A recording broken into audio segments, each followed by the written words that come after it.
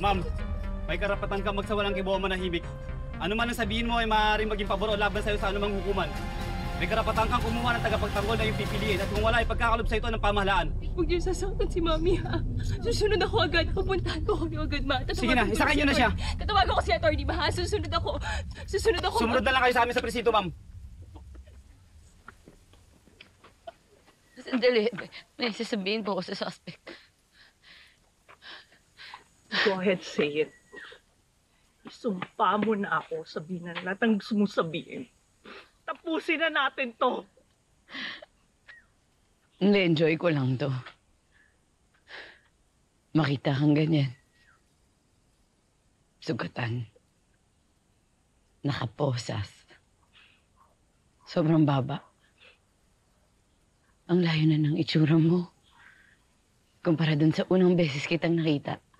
At least, kahit papano, naiganti ko din yung kuya ko.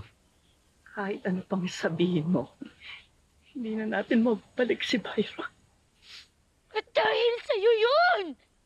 Dahil sa'yo yun, Marga! Dahil sa'yo yun! Wala, Sugar! Tama na! Tama na! Hindi lang si Kuya yung pinatay mo, Marga! Buong pamilya ko! Pinatayan mo kami ng pangarap! Yung ambisyon naming lahat! Lahat yun! Tinanggal mo nung pinatay mo si Kuya! Lahat yun! Lahat yun! Wala na dahil sa'yo! Yung mga gusto namin gawin! Yung mga gagawin namin pag sikat na si Kuya, wala na! Wala na lahat yun! Dahil pinatay mo siya! Pinatay mo siya! Tama na, tama na! Bakit mo siya pinatay, ha? Sagutin mo lang yun sa akin. Bakit? Ha? Kung naging kayo, minahal ka ni Kuya. Kahit pa paano naman siguro, minahal mo din siya. So bakit? Bakit mo siya pinatay? Kailangan ko malaman bakit. Tama na po yan, ma'am. Sige na, isakay niyo na siya! Bakit mo siya pinatay, Marga? Pakiusap, ilayo niyo! Sagutin mo ako, bakit mo siya pinatay? Pakiusap. Bakit mo siya pinatay, Marga? Action card! Tama na! Bakit? Kailangan ko malaman, bakit?